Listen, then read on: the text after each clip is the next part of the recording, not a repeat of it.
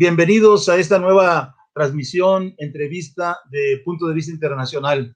En esta ocasión, directamente desde Colombia, para hablarnos sobre la situación actual en aquel país, contamos la presencia, la participación acá de Daniel Libreros, del Movimiento Ecosocialista de Colombia, en vivo y directamente, digamos, en el lugar de los hechos, en Cali, Colombia, este domingo 2 de mayo, siendo como las 5 de la tarde del domingo.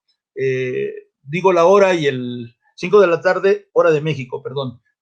Digo estas coordenadas porque los acontecimientos están ocurriendo muy rápidamente en aquel país y es importante tenerlo como referencia. Damos como referencia también para ti, Daniel, el hecho de que conocimos la noche del 28, que fue convocado el paro por las centrales sindicales, la CUT y otras centrales en Colombia.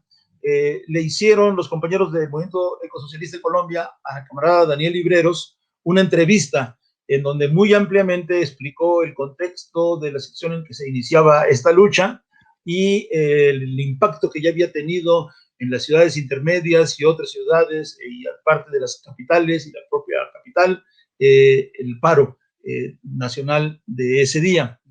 Esta entrevista es muy buena y ya la subimos también en Puntos de Vista Internacional. Es posible conseguirla por el canal de Telegram de Punto de Vista Internacional.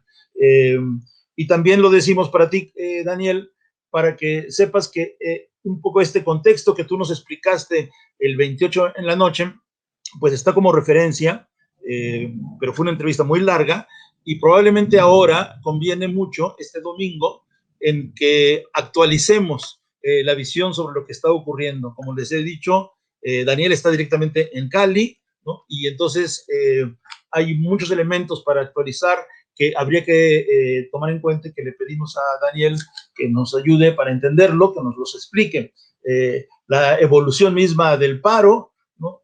Convocado primero por las centrales sindicales, transformación en paro popular, la movilización tan relevante que ocurrió, lo que en algunos términos se dice por acá en América del Sur, el pliego que ha sido como ampliado a partir de la lucha contra la reforma tributaria, la represión brutal que ha desatado el gobierno contra la movilización, especialmente ayer en diversas ciudades de Colombia, pero muy relevantemente por la situación que le ha tocado directamente constatar a Daniel en Cali, y los anuncios que hoy mismo ha dado a conocer Duque, el presidente de Colombia, uno en relación a lo que llamamos nosotros la militarización del conflicto, con el término que usan en Colombia de pedir la asistencia militar, ¿no? Pero que nosotros lo traducimos como eso,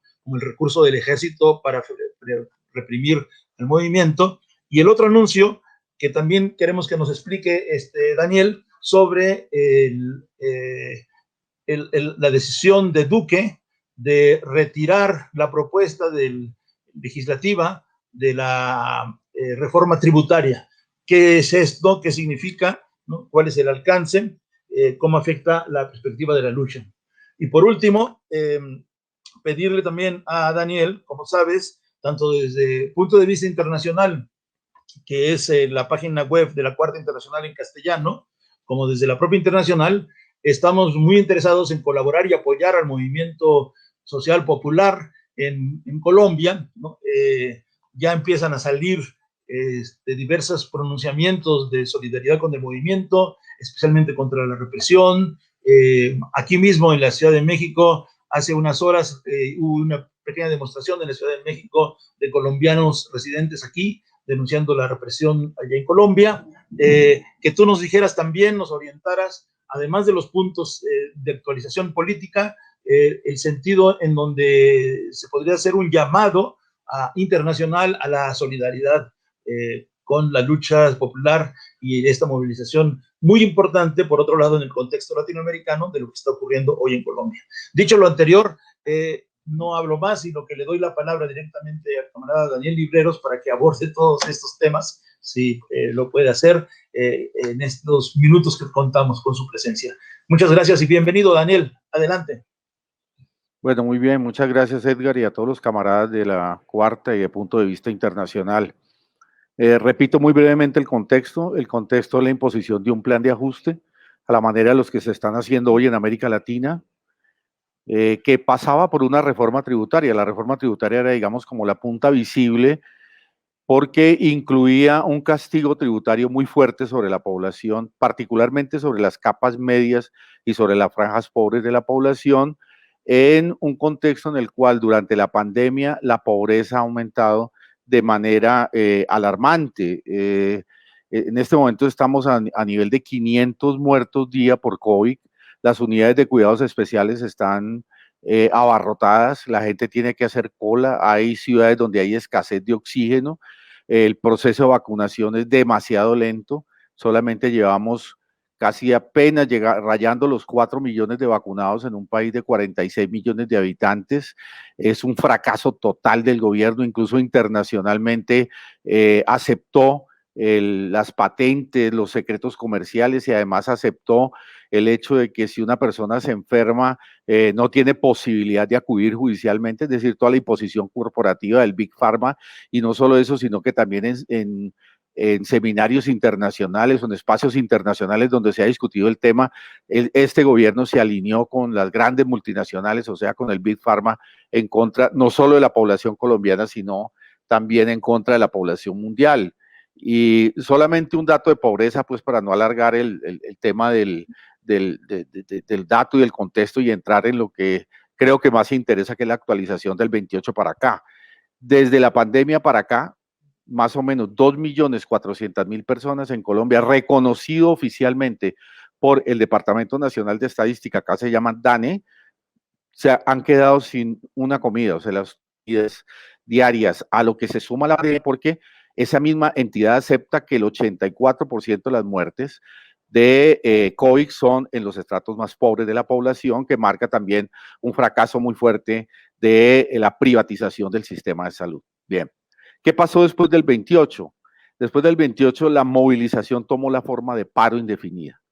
En ese momento, cuando analizábamos y debatíamos con varios compañeros y con muchos compañeros acá, no solo de nuestro movimiento, sino también del movimiento popular, no era claro que se pudiera mantener una continuidad del paro, y sin embargo la protesta de la gente fue extraordinaria, movilizaciones en todo el país, ya, y particularmente en Cali. Insisto en Cali porque si bien Cali es la tercera ciudad del país, es la más importante del suroccidente, del Pacífico colombiano.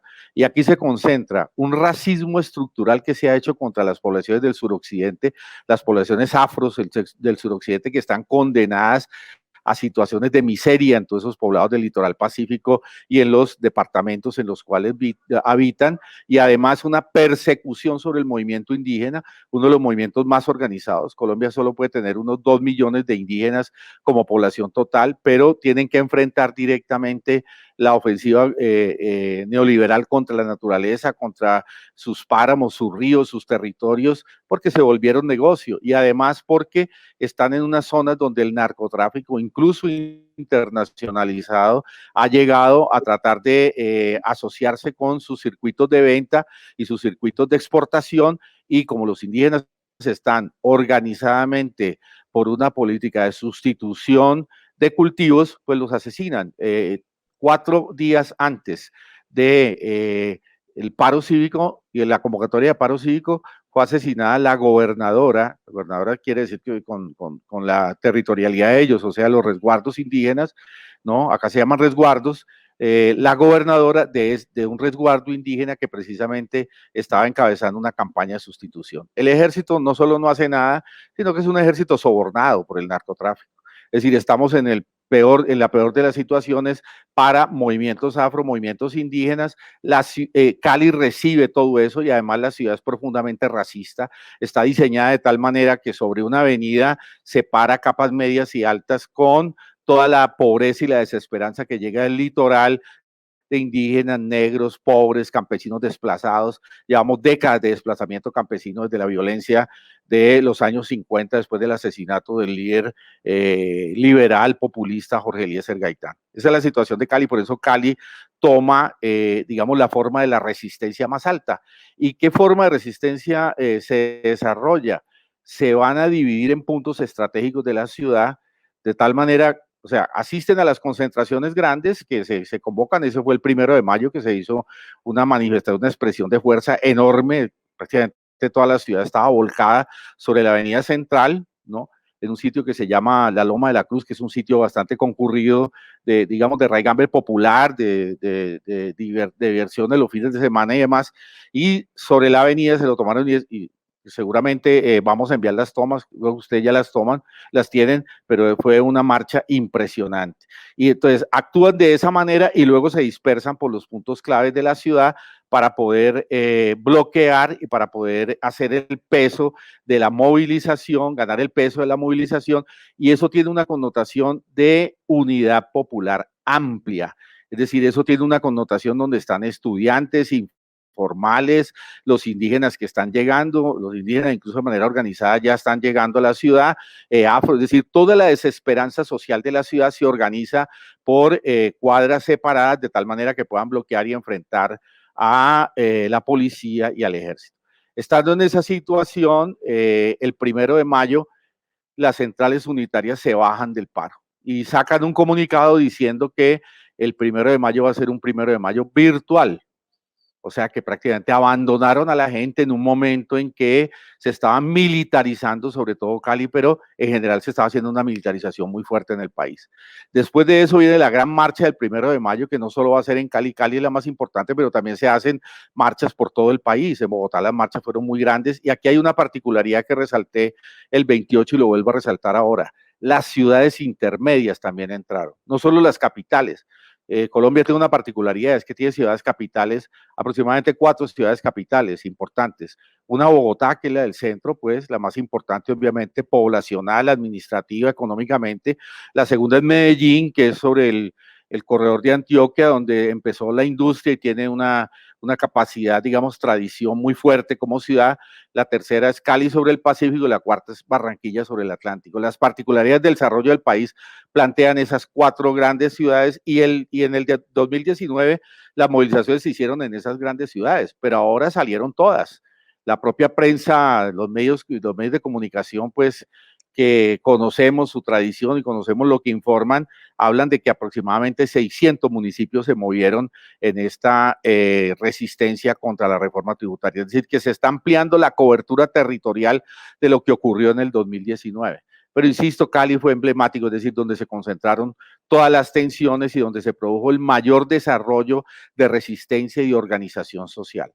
En esa situación, entre el 30 y el 1, el gobierno decide, el 30 ya lo había decidido, pero el 1 lo implementa, dar prácticamente lo que hemos caracterizado como un golpe militar en Cali, como un golpe o un estado de sitio en Cali, que fue que el ministro de Defensa vino a la ciudad, le quitó el manejo del orden público al alcalde, trajo 700 efectivos más de la policía, irrigaron irrigaron por toda la ciudad, ya, hicieron prácticamente un cordón militar y un cordón policial por toda la ciudad, y por la noche empezaron a hacer una política criminal, ya se venía haciendo desde el día anterior, pero sobre todo después del 1 de mayo, una política criminal que hay que denunciarla hasta el cansancio. Es decir, si hay que denunciar y pedimos solidaridad frente a lo que está ocurriendo con los liderazgos sociales, indígenas, en estas zonas del suroccidente, debiéramos decir que lo que pasó en Cali, el 1 de mayo, sobre todo, la noche del 1 de mayo, y digamos el día anterior, pero toda la noche del 30 y 1 de mayo,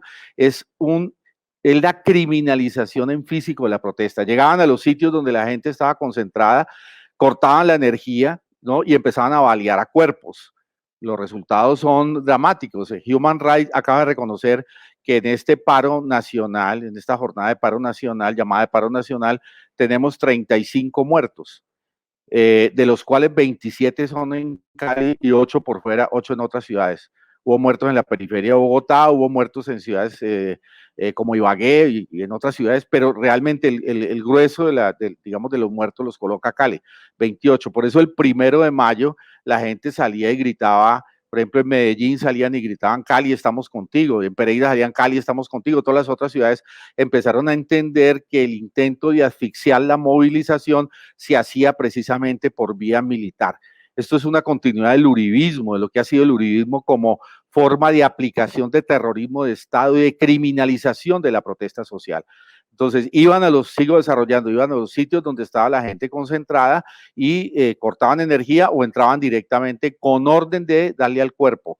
Es decir, que atacaban directamente a las personas, iban con armas de fuego directamente sobre las personas. Eso es lo que ha costado estos muertos y eso es lo que creo que hay que denunciar muy fuerte a nivel internacional. El tipo de Estado que tiene el uribismo en Colombia, el tipo de terror de Estado que hay, el tipo de fuerza pública. Ya lo habían hecho el 9 de septiembre en Bogotá.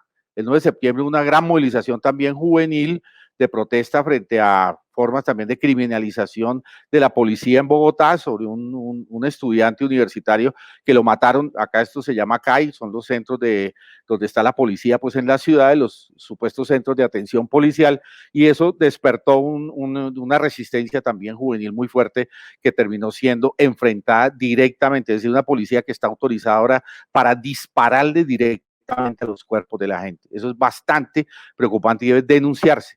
Si estamos pensando en denuncias, tenemos que denunciar el terrorismo de Estado, no solo además de que no se usan armas convencionales de la policía, sino que además que están utilizando las pistolas sobre la humanidad física de la gente, y eso es lo que está costando tanto muerto. Ese desatar fue, y ese, digamos, hacerle cordón a Cali en esta situación que estoy contando, es lo que terminó produciendo esta mortandad. Sin embargo, la gente aguantó, y hoy tenemos la noticia de que cayó la reforma tributaria. A las 12 del día, 12 del mediodía de acá, Duque tiene que salir y decir que saca la reforma tributaria. Obvio que eso es un triunfo de la población, obvio que hay que reivindicar que en medio de toda esta criminalización de la protesta, que ya es convencional en Colombia, pues se tiene un triunfo muy importante.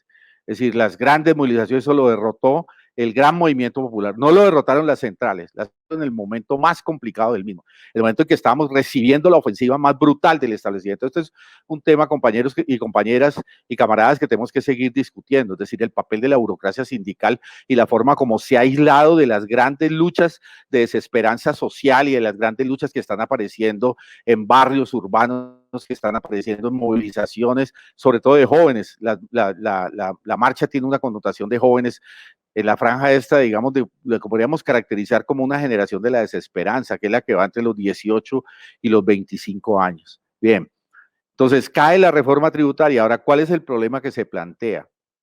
He estado caminando por Cali, en los sitios donde hubo más conflictividad, y la gente tiene una desconfianza absoluta. La gente dice, todavía no levantamos el paro.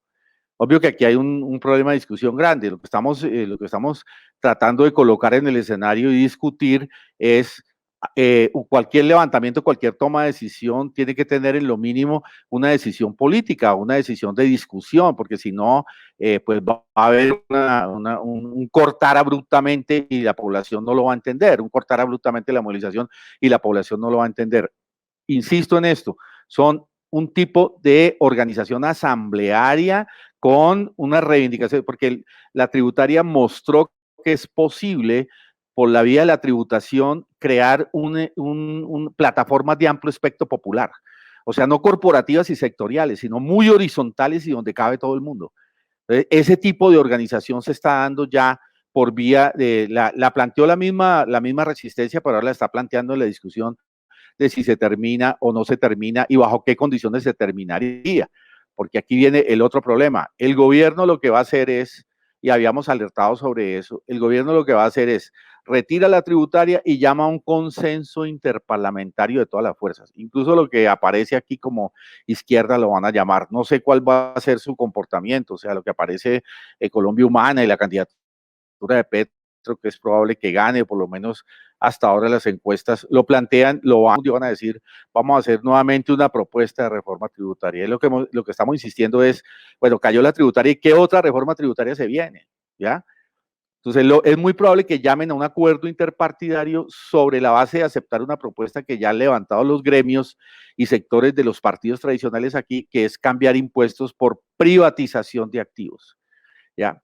Entonces, la empresa de petróleos, que acá se llama Ecopetrol, puede significar tantos billones de pesos en vez de impuestos. Las empresas de energía tanto, o sea, empiezan a hacer una especie de bazar para compensar lo que intentaban hacer con tributación y le fracasó con un plan de privatización de activos. Por eso es tan importante y estamos insistiendo muchísimo y en toda nuestra propaganda insistimos muchísimo y en los diálogos que tenemos con la gente, con la que está en las calles y con la que está de alguna manera, digamos, frenteando esta situación, los que han ganado, pues los que ganaron en la calle, estamos diciéndole veamos en qué condiciones se levanta y una privatización de activos sería tan grave como los impuestos. Y lo que hay que mostrar es, ya podemos sacar, tal como están planteando muchos camaradas a nivel internacional, una reivindicación de una especie de impuesto COIC, un impuesto ya sobre las grandes fortunas. En Colombia la concentración del ingreso es de los más altos de América Latina. Perfectamente tú puedes hoy, incluso por decreto, si se quisiera, ya sacar un impuesto sobre las grandes fortunas que daría más o menos la mitad de la reforma tributaria que cayó, ¿no? Y podemos hablar también de un término que se llama acá exenciones, es decir, tributos que debiera pagar los ricos y que no pagan. Y resulta que en Colombia la tasa nominal de tributación está sobre el 30%, pero la tributación efectiva está sobre el 5%, es bajísima. O sea, con impuestos sobre las grandes fortunas, sobre lo que se llama los super ricos, y acabando las exenciones, tenemos incluso más que la tributaria que se pensaba, que cayó pues ya por vía de la gran movilización popular. Eso significa que le podemos mostrar a la población que, contrario a lo que pretendía el gobierno, después de una transferencia de riqueza tan fuerte que hicieron durante el COVID y desde antes, de lo público a lo privado, que incluso hincharon las arcas de los grandes bancos y de los grandes grupos económicos y que no la pensaban cobrar, ahora invertamos la correlación, invertamos la situación y digamos, ahora es importante que los ricos paguen la crisis, es decir, que los ricos paguen el COVID. Y eso obviamente lo abrimos también a la posibilidad de renta básica de emergencia, renta básica de urgencia. Renta básica de urgencia significaría que los informales que están en la calle y que se están contaminando porque no tienen otra posibilidad sino subsistir, o los que están desesperados viendo cómo subsisten, tengan un mínimo ingreso decoroso en este periodo. Eso se puede lograr con una tributación diferente y se puede lograr con emisiones del Banco Central que se las negó durante todo el periodo de la pandemia y que pueden ser perfectamente un apalancamiento, insisto, con tributación diferente, pueden ser un apalancamiento de una política de redistribución del ingreso, que es la que estamos peleando en la calle. Porque en última lo que estamos peleando en la calle, que es contrario a la transferencia de riqueza del Estado a los ricos, es tratar de apropiar riqueza colectiva para resolver los problemas de la gente, es desprivatizar, es desmercantilizar, es actuar en clave colectiva, no en clave del negocio privado, es invertir la coordenada de negocio, neoliberalismo versus humanidad, es mostrar que hay salidas y hay una política social diferente.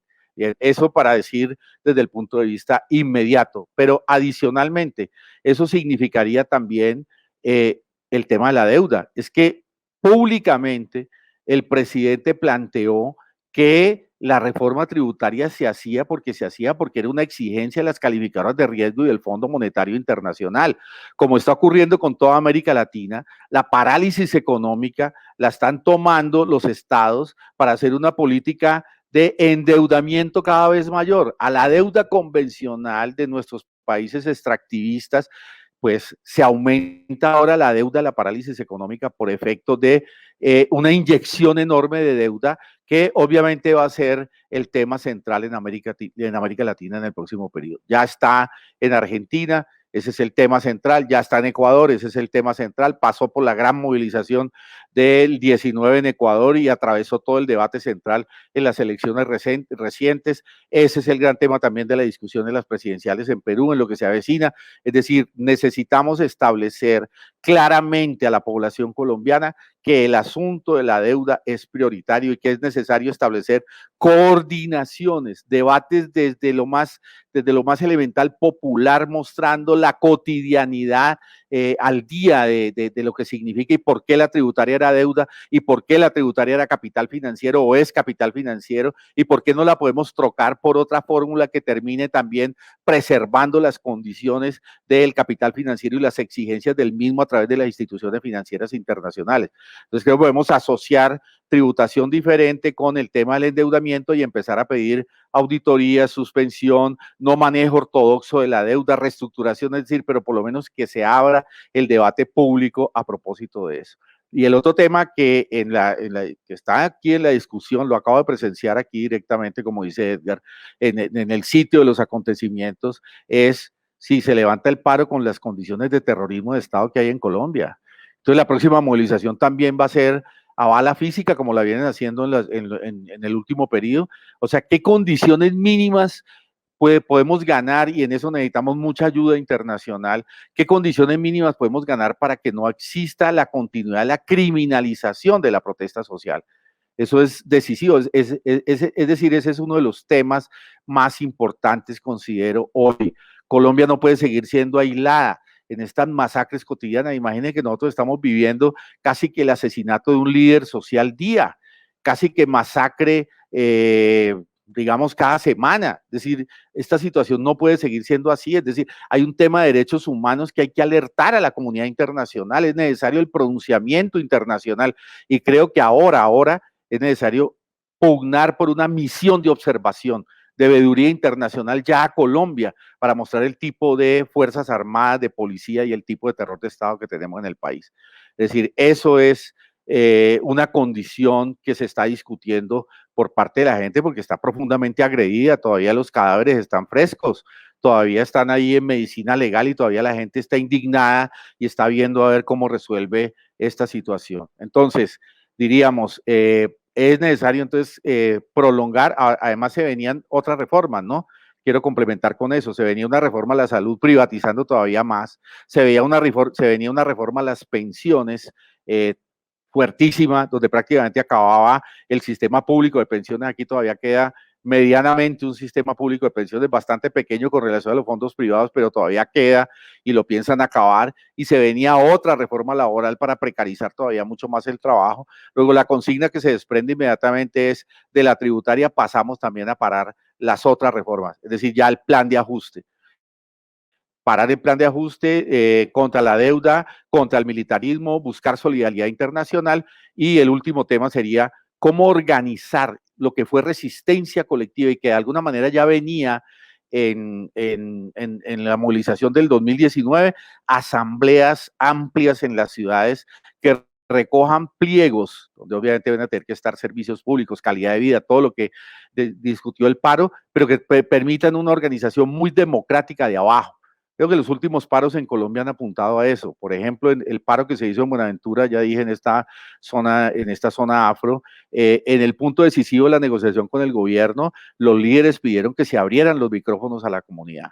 Es decir, que lejos de participar en un acuerdo por arriba parlamentario, incluso así se coloque la izquierda en el mismo, estamos es por una democratización total de las decisiones, que todo lo que se viene, lo que esperamos invertir del plan de ajuste tenga micrófonos abiertos, tenga debate público, tenga derechos públicos de opinión de la población. Y un último punto que quiero tocar es la desesperanza juvenil, lo que se vio en las grandes movilizaciones que hubo en Colombia, una gran desesperanza juvenil.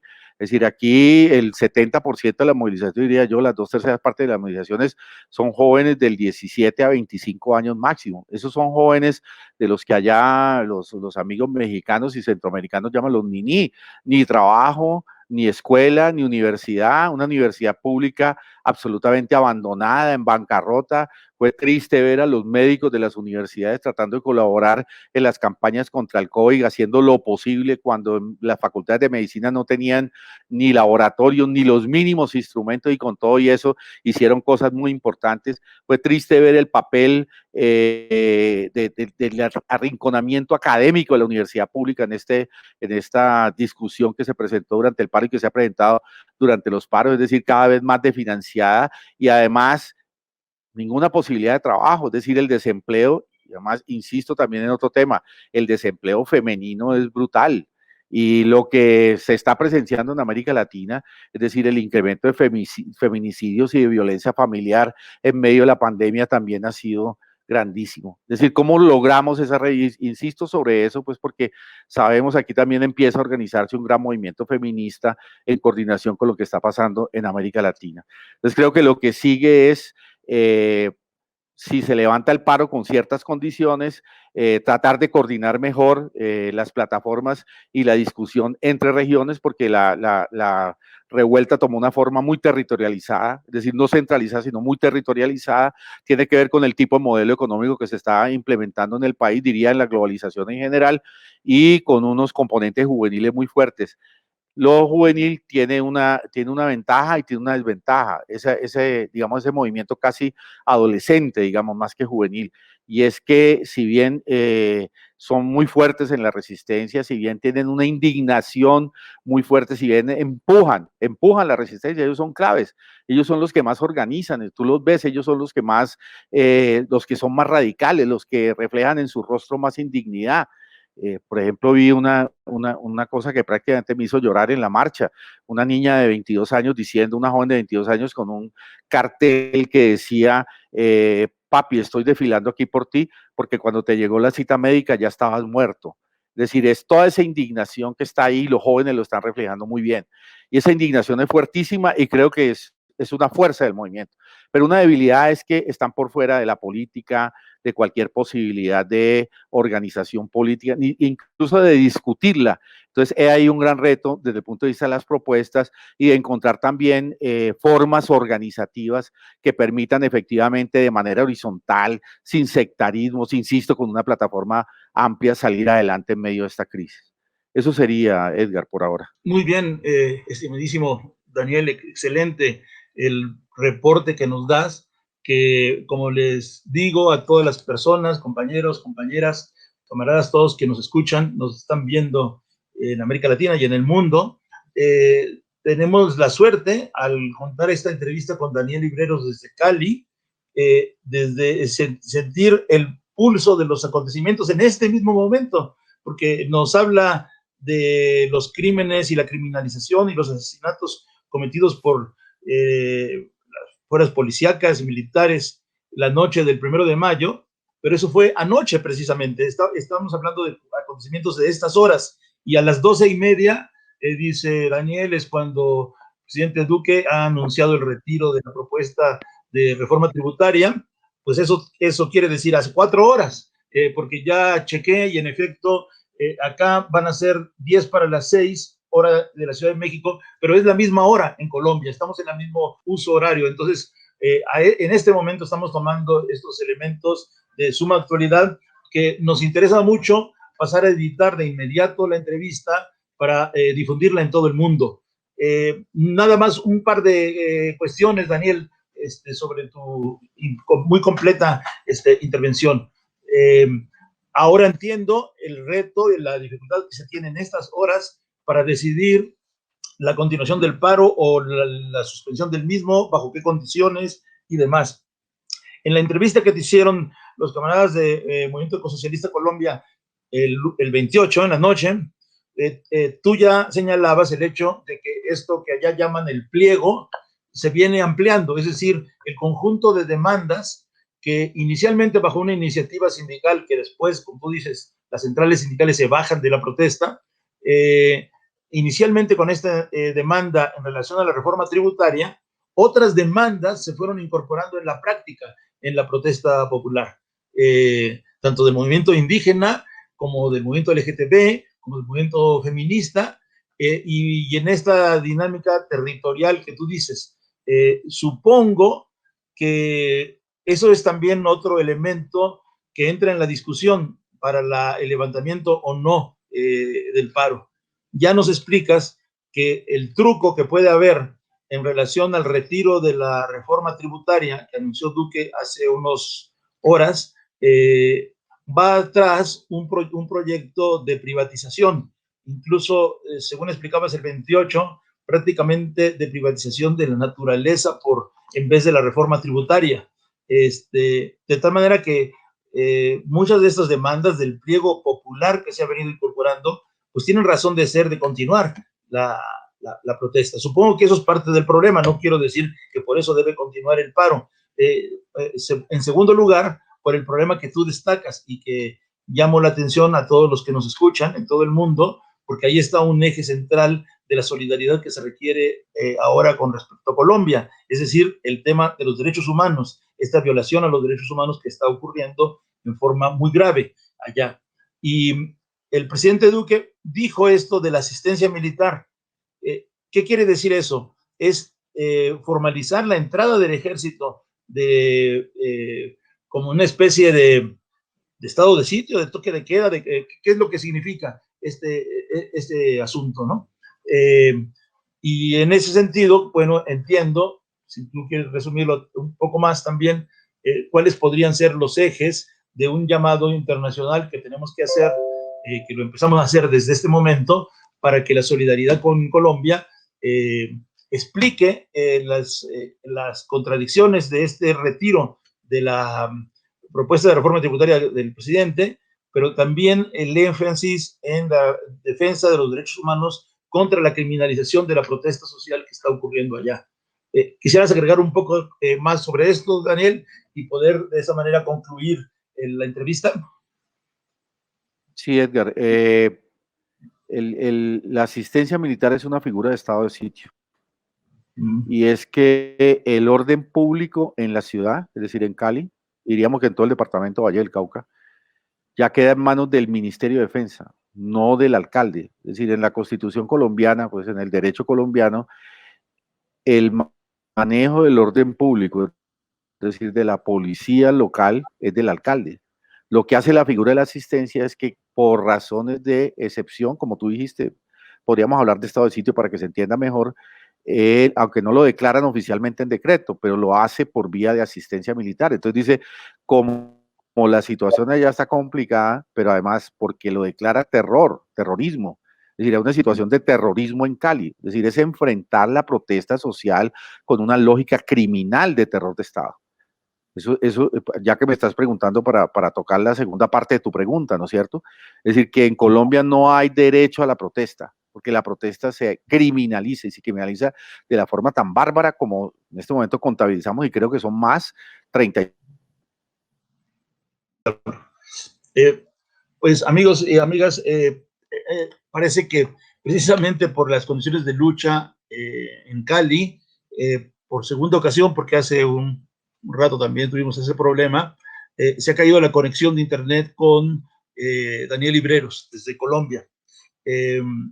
Afortunadamente, la mayor parte de la entrevista la logramos grabar y la podemos ahora transmitir, ¿no?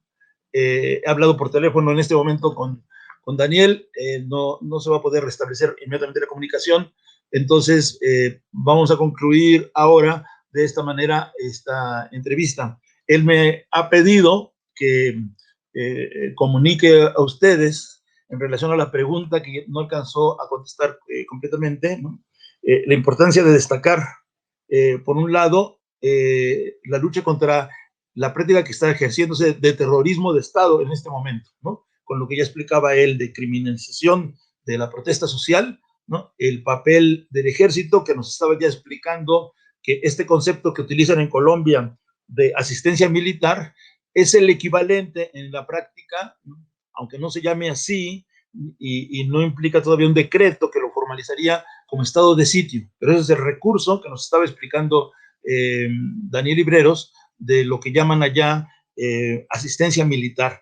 Es el hecho de que la autoridad civil no tiene ya el control de la seguridad pública, sino es directamente el ejército, como si estuviera combatiendo contra el terrorismo, y por eso el asunto de que se criminaliza la protesta social, ¿no? Y se le quiere equiparar con terrorismo, ¿no?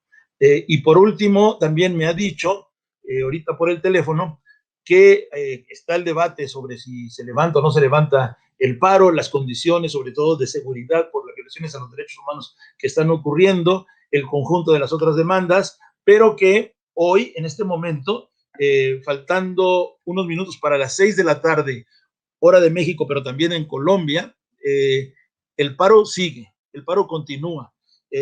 No ha habido orden de los organizadores, son organizaciones organizadoras de la movilización y de la protesta, de suspenderlo, no por lo menos en este momento. Entonces, no debe haber confusión. Este domingo, 6 de la tarde, el paro continúa en Cali, pero también en las otras ciudades de Colombia. Como conclusión, queremos hacer el llamado urgente para extremar las medidas de solidaridad con Colombia, con sus luchas, con las protestas que están ocurriendo en este momento en aquel país. Esta entrevista con Daniel Libreros del Movimiento Ecosocialista de Colombia desde Cali, Colombia, este domingo a las 6 de la tarde, ha sido nuestra contribución desde el punto de vista internacional, la publicación de la Cuarta Internacional en Español para estas tareas de solidaridad. Les pedimos que sigan pendientes de las páginas del sitio web de Punto de Vista Internacional, del canal de Telegram y también por YouTube y por las otras redes sociales, en donde trataremos de mantener el contacto, como lo hicimos en este momento, directamente con camaradas en Colombia, para ir viendo la evolución de los acontecimientos. Muchas gracias y buenas tardes.